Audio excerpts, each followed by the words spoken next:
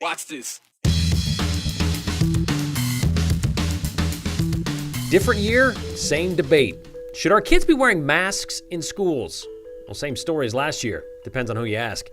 Let's see. The Fresh Prince of Bel-Air, parachute pants, lots of denim. 1990 was a pretty big year for memorable trends. Wonder how much of that was stuffed into the 30-year-old time capsule unearthed by the city of Eagle today. After months of delays, we can now say, without any doubt, Idaho is growing, except for one county, which saw a pretty decent decline in people who live there. You know, the Delta variant and the lack of vaccine uptake in the state of Idaho just changed the trajectory that we thought we were on. The message here today is we have to have a much higher vaccine rate, given the Delta variant, for everybody to be back in school. Today's message emphasized and supported by today's surroundings. It was Governor Little's first COVID press conference in months. And with just 7 days until Nampa schools are back in session, it was fitting Governor Little stood in the Bulldog Gymnasium for a sort of pandemic pep rally. He may well have said, lean to the left, lean to the right, stand up, sit down, and roll up your sleeve and get a COVID vaccine. Anyway, it was another opportunity for Idaho's governor to encourage people who haven't gotten a COVID shot to get one, something we've heard him say several times before. Today, he didn't say anything about mandates, masks, or vaccinations or otherwise. However, as many Idaho schools are set to open without such requirements, Governor Little did say the state will provide $30 million for expanded COVID testing for those schools. That funding likely to be put to good use as the highly contagious Delta variant continues to spread, especially among the unvaccinated. As of today, 46.7% of Idahoans ages 12 and above are fully vaccinated, and that's nearly 12% below the national average. There's some promising news in there, though. The number of people choosing to get the vaccine, that's increasing every week here in Idaho. You can see that with the graph on your screen. We went from 11,000 vaccines administered on the week of July 11th to 13,000 the following week, and then 15,000 and finally 18,000 just last week. The governor brought a chart to today's press conference. He loves charts, and he pointed out nearly 99% of Idahoans getting sick, getting admitted to hospitals, ending up in the ICU, and even dying from the coronavirus. Nearly 99% of them are unvaccinated. Since May 15th, he told us there have been 10 times as many COVID cases, 13 times as many COVID hospitalizations, and 8 times as many COVID deaths among unvaccinated Idahoans compared to those who are vaccinated. And right now, hospitals in Kootenai County, they're at capacity, all full. Treasure Valley hospitals are seeing their COVID numbers stack up too. So how do they plan to increase vaccine numbers? We want people to choose to do the right thing, and that's the strategy we've had, and we're going to continue with. We know that there's people that are, that are still on the cusp of making the right decision. So that's it, the same way we've always done it, by expecting Idahoans to make the right decision. On Monday, students in the Boise School District are going to head back to school, and 2 weeks from today, the state's largest school district will begin another school year as well. The second such start in the throes of a pandemic, which has and will continue to lead to COVID conversations on a wide variety of topics. At this point, much like we saw most of last year, it's about masks in schools. Depending on where you live in the Valley, or even just Ada County, mask guidance between school districts, it varies from requirements to recommendations. Boise School District, masks required indoors. West Ada, masks not required, but optional for students and staff. For those in that district not comfortable with that optional option, West Ada is proposing an alternative, and they sent out a survey to gauge interest in that. However, some parents believe that alternative option reads more like a punishment for wanting to follow CDC guidelines. Idaho's largest school district is 2 weeks away from kicking off the new school year, and students in the West Ada School District will not be required, only encouraged to wear a mask as part of the district's COVID protocols. Some parents are now speaking out, saying that they think it's simply the wrong move. It just feels like West Ada School District is going out of their way to not do the right thing. Justin Zanelli has 2 students in the West Ada School District. He says he's frustrated with the mask decision made by West Ada after Central District Health, the CDC, and the American Academy of Pediatrics recommended that students and staff wear masks while inside school buildings, whether they're vaccinated or not. As it stands, it will be up to each individual student to decide. To put this choice on the children, it really blows my mind, because that should be our job as parents, as administrators, as teachers, is to take these choices away from them, help them out, make the right choices for them. That's our job. West Ada sent a survey to families to gauge interest in an alternative plan for families who may prefer required masks. The proposal in the survey includes the idea of student placement in a West Ada staff-supervised classroom where masks are required, and instruction would likely be taught through Virtual Schoolhouse. That's the program launched last year for virtual learning. Now, those supervised classrooms would follow the West Ada Bell schedules, but would not be at every school site in the district. Parents would need to provide transportation to and from school. Bus service would not be available. They're getting the same level of education that Virtual Schoolhouse offers, opposed to the in-school option that they've enjoyed their entire lives. It just seems like these children and these families are being punished for trying to follow the advice of the smartest doctors in the world. And that doesn't make sense to me. In contrast, there are West Ada parents who've spoken out in recent weeks supporting the district's COVID plan. That includes, again, optional masks, as well as physical distancing as much as possible, increased sanitation measures, and frequent hand washing. Dozens of parents posted their feedback on westadaparents.com. For example, Cindy commented, quote, "Thank you for letting students have a choice. Please keep it that way." Jill wrote, "Thanks for giving us the choice to do what's best for our children. Everyone responds differently, and every home has unique experiences that help them determine what works best." With 2 weeks until school begins, is it possible that COVID protocols change again for West Ada? A district spokesperson tells me, quote, "We are looking at all indicators on a daily basis. We have learned that making predictions is very difficult during these challenging times. We are committed to having in-person learning 5 days per week in a safe learning environment." Parents like Zanelli say they hope West Ada will change course and require masks until the COVID conditions change. It just feels like we're missing a layup. This is a layup opportunity for our children to be able to enjoy the education that these teachers have worked so hard to provide. And we're just blowing the layup. It's right here. We have advice from the best people in the world, and we're seemingly ignoring it. All right, Joe, as you showed, there's a large contingent that is in favor of the way West Ada is doing it. But you were able to ask the district some questions today, a lot of specific questions that people had going into the school year. Yeah, specifically about that learning plan, which I should clarify, this alternative learning plan would be for students pre-K to 6th grade. So they would be the one that is being considered for this alternative learning plan. But I did send some emails off between the district and I. They weren't available for an on-camera interview. I asked them, according to what parents had said to me, they said the latest guidance from the CDC recommends that students and staff wear masks while inside school buildings, whether they're vaccinated or not. The question being from parents, is there an explanation as to why West Ada isn't following that recommendation? Well, West Ada explains to me, we are following that. We too are recommending masks being worn. So that was one question. A second question from parents that we were able to ask the district, how does West Ada view comments from parents that the proposed alternative set up for families that want masks required is unfair and sends the wrong message to parents, quote, trying to do the right thing? School district said, quote, "We value the input from all of our stakeholders. We also recognize that parents have a variety of options within our district to meet their educational and safety needs. We will continue to look at all options as we continue to implement safe learning environments and be empathetic to individual family needs."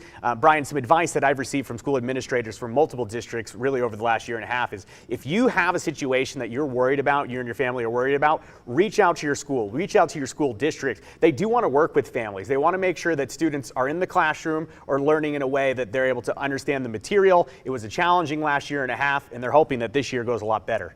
Yeah, words and semantics matter. The recommendations versus required, should, could be, all that kind of stuff. All right, Joe, thank you very much.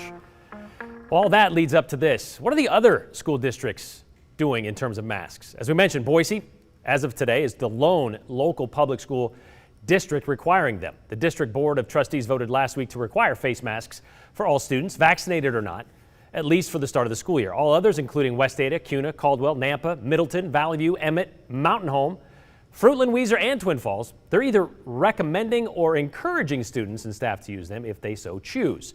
It's just short That is just short, like everything else with West Ada as well, just short of what the CDC and Idaho's Central District Health are recommending, that everyone should wear masks at schools. Should is not a must, however. Other learning institutions in Idaho, this of the higher variety, are following the recommendations and requiring masks. So they're going more for the should angle. Boise State, the University of Idaho, and Idaho State University, they'll also be requiring masks indoors and in crowded outdoor areas. And that includes football games for the foreseeable future.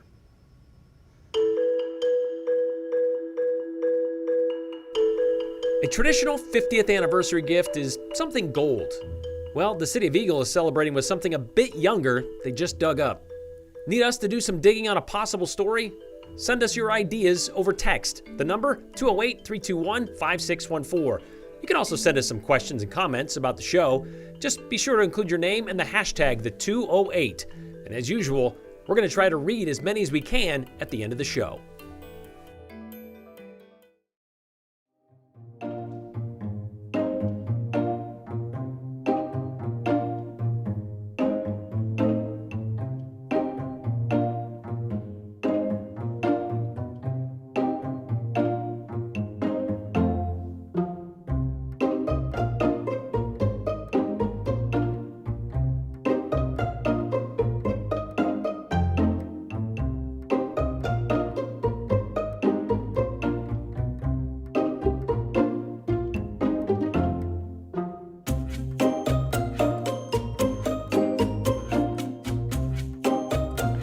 So I'll just kind of move in there like this, and then pull back out.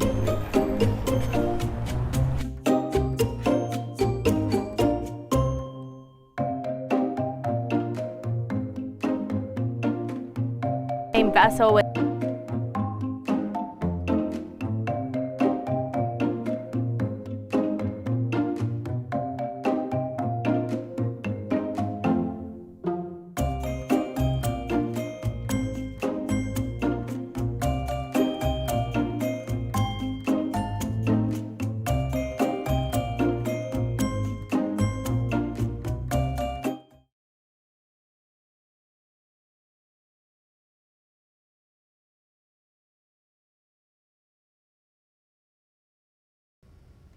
All right, how about we take this minute to wish the City of Eagle a happy 50th birthday. Well, technically the city is only 50, but its history, as we all know, dates back to more than 150 years. Pioneers first settled the area in 1881, but it wasn't until October 1970 when a committee was formed to declare Eagle an incorporated city. 4 short months later, Ada County Commission approved Eagle status as a new city. So today, a time capsule buried in 1990 was uncovered in front of the old City Hall. 30 years later, and a lot has changed, as you can imagine. Here's Katya Stepovic. Hello, people of the future.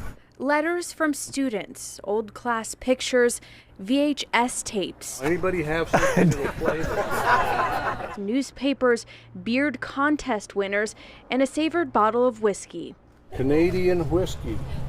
We should have brought a bunch of little glasses. All memorabilia from 30 years ago and older.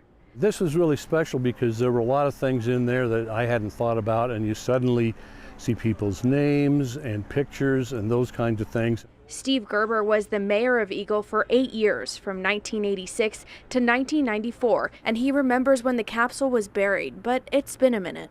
We had pretty much forgotten about it, and then one of the former employees mentioned to me that he had been over here and noticed the plaque, and it said it should be opened in 2021, and so we called the mayor and let him know that he ought to check this out and we ought to do something. For 1 hour today, dozens gathered to relive the past, and memories came flooding back. I smiled back then. The faded memories that all came back forced those to evaluate just how much the city of Eagle has evolved. When I was mayor, Eagle was, I believe, somewhere when I first got elected, around 3,000 to 4,000 people. Today it's 35,000 and pushing 40, so 10 times the number of people here. It's fun to kind of go back and walk Eagle State Street and remember all the things that used to be there that aren't there anymore. So lots of changes, lots of growth, and obviously a lot of new people. Eagle is the 11th largest city in Idaho and is growing at a rate of 4.9% every year, and it reached its highest population in 2021.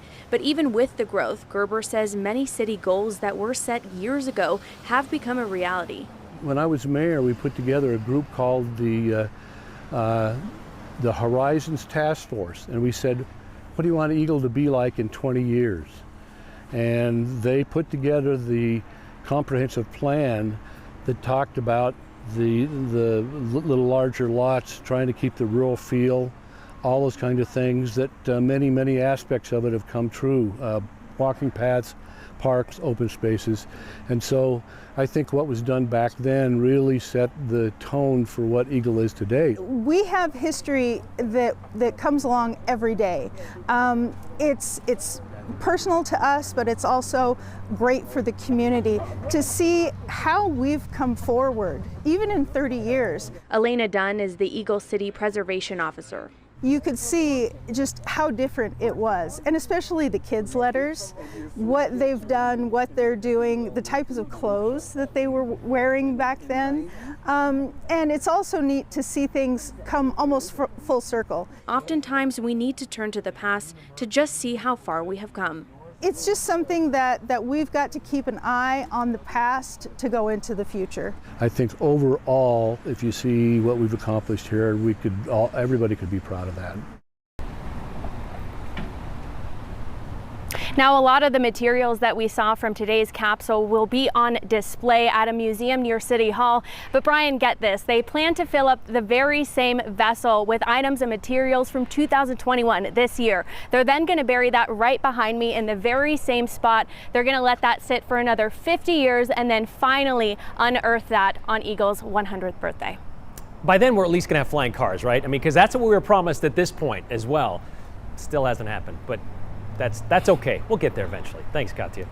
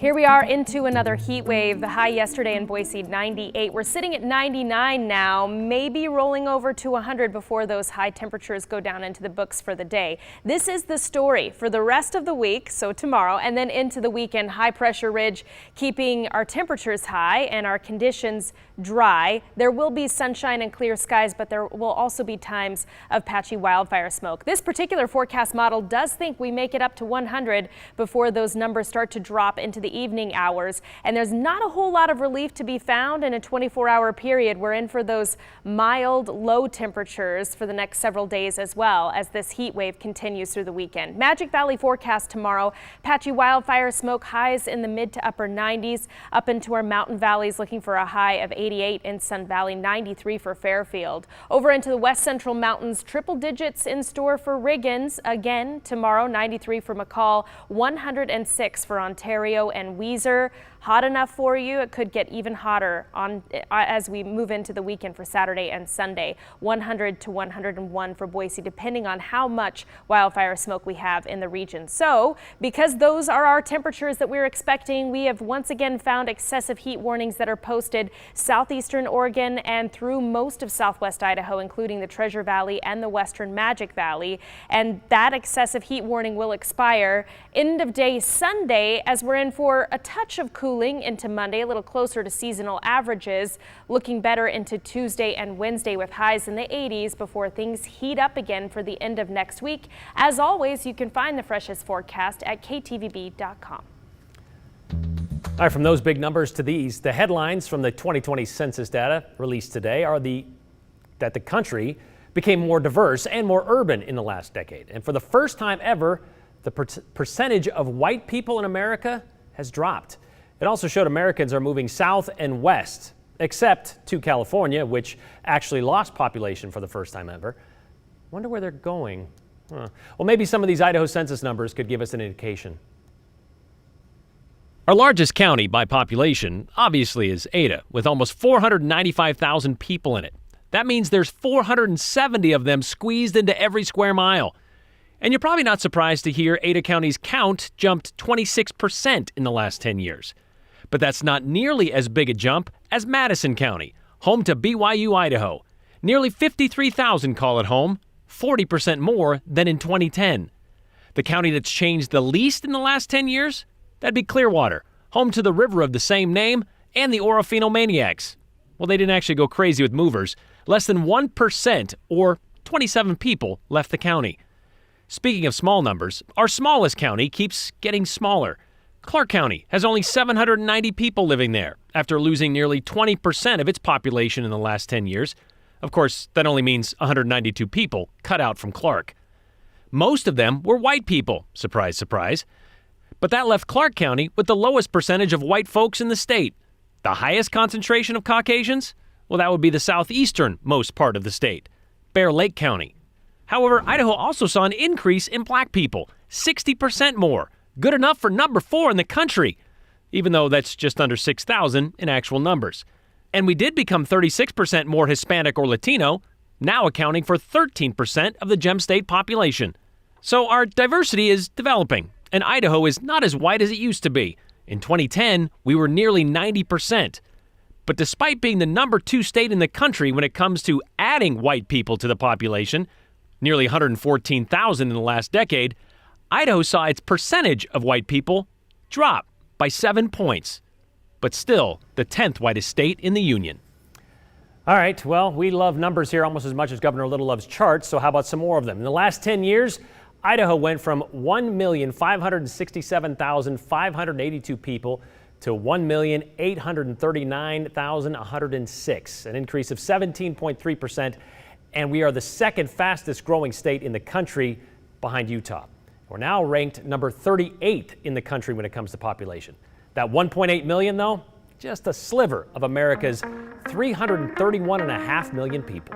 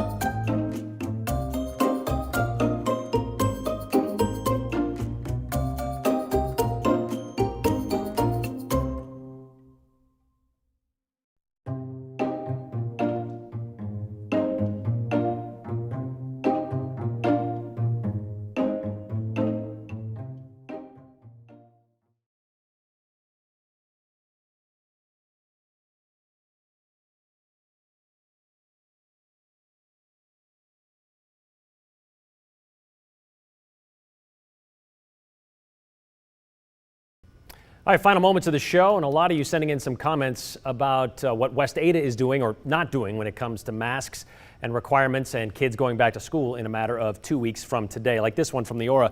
It will be interesting to see the differences down the road between West Ada and other schools who require masks, and right now that is the only Boise school district, between other schools who require masks when the school COVID numbers hike up again. Then we can see if masking may make a difference in the schools. So she thinks this is going to be a pretty good experiment, and you might be right about that. West Ada School District said last year that with all the students back in the classroom, social distancing was not possible. So what are they doing to keep kids safe, asks Sarah, who is a West Ada parent. It's a good question, Sarah. They haven't really made that, have not really said what their plan is other than just going forward with what they're doing now. As an Idaho teacher, I'll do whatever it takes to keep us in the classroom. Wearing a mask is a minor inconvenience if you can teach and learn in person. Protecting our children should be our priority, says Heather, who lives in Boise. Thanks for sharing that, Heather. This is the way it should be. Let the people make their own mind on vaccination or not. If the government has to tell me what to do, and the media, then I guess you guys should tell everybody what to wear every day and how to drive, except we do tell you how to drive. Right side of the road with a seatbelt, got to turn on your turn signal, and don't drive too fast either. Yeah, you can take a horse to water. Can't always make them drink, though.